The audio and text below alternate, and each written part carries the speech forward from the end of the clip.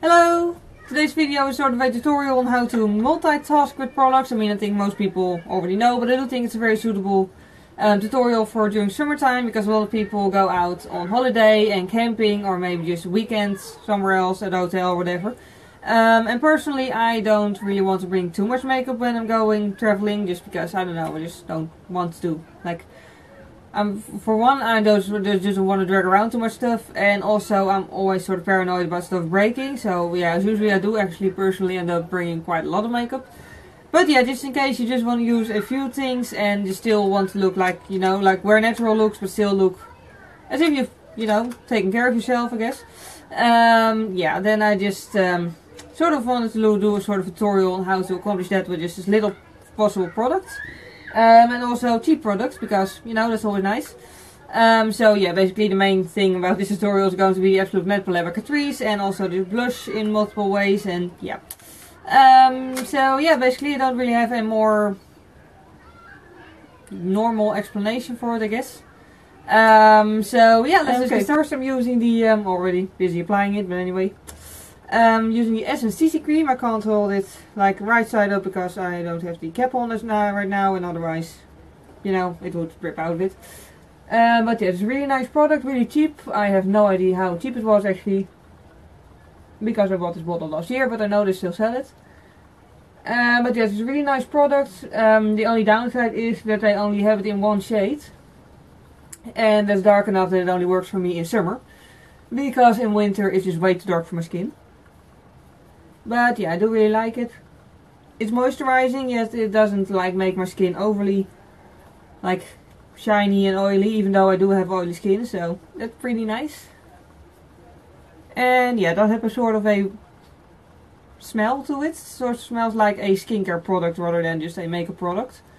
So yeah, if you're really not into smelling or scented products, then I wouldn't recommend this, but yeah, personally I really like it. Okay, for both highlighting and concealing I'm using the Catrice Camouflage cream in the shade Ivory as usual. Basically what I've been using for years, although for like when I just started using this, yeah, I just use my fingers to apply it, but I don't know, it just doesn't feel like very hygienic to use my fingers all the time, because even though I do always clean my hands of course before, you know, doing makeup and touching my face, it just doesn't feel very hygienic to me to touch it every single day. So yeah, later on I started using this brush and an actual concealer brush, and also a makeup sponge, but right now my favorite tool to use it with is this fluffy eyeshadow brush by Sigma. I've already applied it on this side of my face, by the way. And yeah, now I'm just applying it underneath my eyes, as you can see. And basically this product will be multitasking as both a concealer and an eyeshadow, not an eyeshadow, concealer and a highlighter. Fun fact, it's like, well, it's not late in the evening, but it's evening now, and I've been working all day as a mailman in the rain. So my contact lenses pretty much hate me right now, and I can't really see all that well what I'm doing, so I'm just hoping not to poke myself in the eye. But yeah, I'm also just going to apply this around my nose and on top of my cupid's bow, and also a little bit above my eyebrow. Well, I've already applied on the other eyebrow. Would look sort of weird to only highlight one eyebrow. And also on the center of my nose, so basically just anywhere where you want it to be highlighted. Okay, the translucent powder, I'm using the Catrice Prime and Fine mattifying powder, waterproof by Catrice, yeah. In the shade translucent. I think that's the only shade, but yeah. In any case, that's also sort of multitasking as both obviously powder and also as part of the primer. So the primer is basically many products, but the powder is one of the most important parts of it. So yeah, what I do these days is with the same brush that I use for the concealer, is I start with the crease, then sort of work it up towards the eyebrow. And then again, just really grab a good amount of product. Again, start in the crease, try to close your eyes so that it doesn't end up in your eyes. So yeah, basically every morning I accidentally put it in my eyes. My contact lenses really adore me. Seriously. And then just blend it so it's not like weird, really powdery part. And then if you just move your finger over your eyelid, it's It's supposed to feel really smooth. And that's how you know that your eyeshadow isn't going to crease. And I do almost the same thing on the bottom, only I use a little bit less powder because I don't want it to be too dry and cakey, because then it just starts looking really wrinkly, and yeah, I don't want wrinkles, like seriously. I don't think, you know, most women want wrinkles, so that helps. And then for the rest of my face I'm just going to use a really big powder brush and just, yeah, put the powder on there. Okay, then on to the shaping and blush and eyes. That looked weird probably.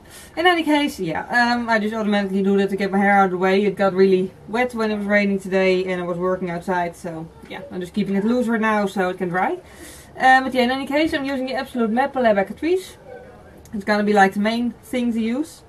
One thing about the first step is that if you really like going on vacation and don't want to bring too much makeup, then I seriously recommend bringing a what's it called, bronzer instead of this, because this is going to otherwise cost you a lot of product. But yeah, for now I'm just going to use the taupe color and a stippling brush, and just really squeeze the brush together and press it in there, and then just use it for shaping, like a really grayish taupe color, so it just looks really natural. I can't talk in the evening.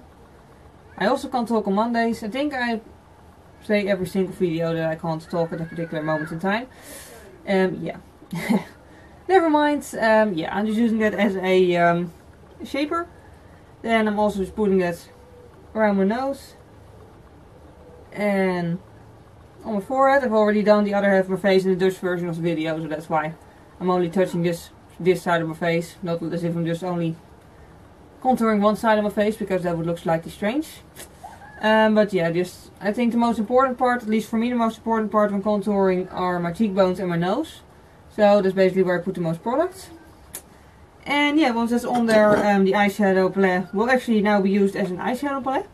So I'm going to use this fluffy brush by Sigma. That's basically, besides one thing, all I'm going to use for my eyes. I'm just going to use this color, which is obviously the most used color. And just put that in the crease. It's going to be, as you can see on this eye, a really simple natural look. But yeah, just something easy for you who do want to use makeup, but just don't, you know, have a lot of products with you and don't want to make too much of an effort at it. So basically I'm just concentrating this in the deepest part of the crease, by the way. I should really learn to put spaces between words. But yeah, in any case I'm also blending it upwards so that it's actually visible when I have my eyes open. And then I'm moving on to the two palest shades and mixing them underneath the eyebrow. Well, mixing them on the brush technically and then putting them underneath the eyebrow. Then the brown color again. Like the order in which you do this doesn't really matter. But yeah, I'm just putting it on the outer corner of the eye just to darken it up a bit. You can't really effectively put it in the outer V with a brush like this, but yeah. As long as the outer side is darker than the other parts, it's good. And whatever's left on the brush, I'm just going to put that in the outer corner.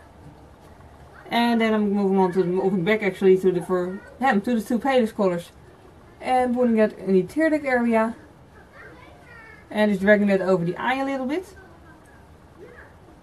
over the inner corner. And then lastly I'm going to use this palette as a eyebrow powder. Yeah, you could either use like the darker, well you could use whichever one you want really. But for most people I'd recommend using the most grayish one. But for me personally, with my orange dyed hair, I think it's best to use the sort of warmer shade of brown.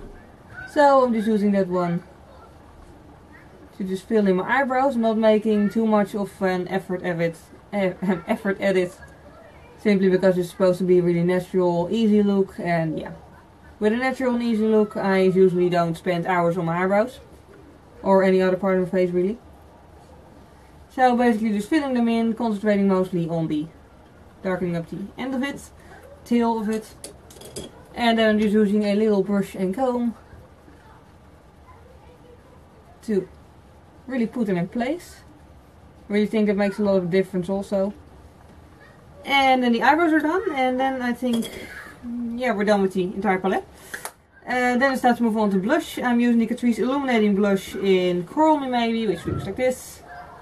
And then opened up, it's just a really nice coral shade. I really love this one for like when I'm not planning on applying any sort of highlighter, because it is illuminating, surprisingly enough. Yeah, it's just really shimmery and nice, and I don't think it actually catches that well on camera. But on the face it doesn't look flat or, you know, dull. It just looks really shiny and illuminating. Yeah. I can't really like explain it better. It just looks really nice, I guess. I just really like it at least.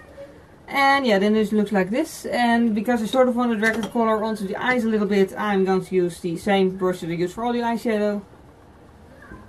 Grab the paler shade and put it on the like inner half of the eyelid. And then the darker shade on the outer half of the eyelid. And then I just realized I did forget something that I still needed to use this palette for. Which is sort of a eyeliner-ish thing. Not really an eyeliner, but... Don't you just hate it when the brush keeps falling out? I don't even know why I keep the brush, because I never use it, but yeah. It just seems like, I don't know, if I throw it away it's not complete anymore. Yeah, in any case I'm going to use the grayish color, and I'm just putting sort of an eyeliner-ish. Not really an eyeliner, but I don't know, I'm just basically darkening up the outer corner of the eye a little bit, or at least the like outer half of the eyelashes. Just to make them look a little bit thicker. And then I'm using the other side of the brush, just the more fluffy side, to blend the top of that so it doesn't look wonky or weird, but just sort of, I don't know, smoked out, I guess. And then just grabbing a really tiny amount, like, you know, only a few dust particles of the color, and putting that on my lower lashes, only on the outer corner. Just darken it up a little bit. And then we're really done with this palette. At this point you could also apply mascara, but personally I just dyed my eyelashes a few days back, I guess. So I'm only using the brush, like after I've wiped it off on the towel, of course, to get the like eyeshadow and mattifying powder and everything out of my eyelashes so they're black again. So I'm not going to use any mascara, because for this look I don't think it's actually necessary to use any added mascara. But yeah, if you do want to use mascara, I'd recommend a mascara like, I don't know, Essence Get Big Lashes or something. Just something cheap that just sort of suits with all the other products, but you know, just use whatever you like. And yeah, then we're done with most of the face. This is the finished look. I didn't actually film myself doing my lips, because I actually I'm going to use the product that I used, which is this product. I'm just going to put it in a review on next Monday, because yeah, it's a Rimmel Provocalips, which looks like this, and I know it's been around for quite some time. I'm keeping it upside down. I know it's been around for quite some time, but I hadn't actually used it before. But my favorite drugstore had a sale going on a few weeks back, I guess, by the time this comes online. So yeah, I took the chance and bought a bunch of these. Well, actually I only bought 2 of these, but I'm going to review them next Monday. So yeah, basically you're going to see more of them then, if you're interested at least. But yeah, the shade that I use today is Skinny Dipping, which is a really nice darkish nude shade. Yeah, there are many people who look great with like nude shades that are almost the color of their skin, but personally on me I think it does, yeah, just doesn't look quite right. So I prefer slightly darker colors, such as this.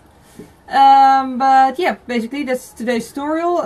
Yeah, another thing about the whole like multitasking makeup products thing is, you know, you don't necessarily have to use the same products. Like if you just want a like really bright eye color, you could also just use a really like bright shade of blush, or like even bright orange blush. I have an orange blush as well here. So yeah, basically you can go like many ways with, you know, the whole multitasking thing. But yeah, this is just what I choose to do when I just want a really basic look and don't want to use too much product. So yeah, in any case, I hope this tutorial was useful to someone. I hope that it at least was enjoyable to watch. Thank you very much for watching, and see you next time. Bye! Okay, we'll just start out with the whole eyeshadow part. I'm going to start out with Color Edition 24 Hour by Bourjois in the shade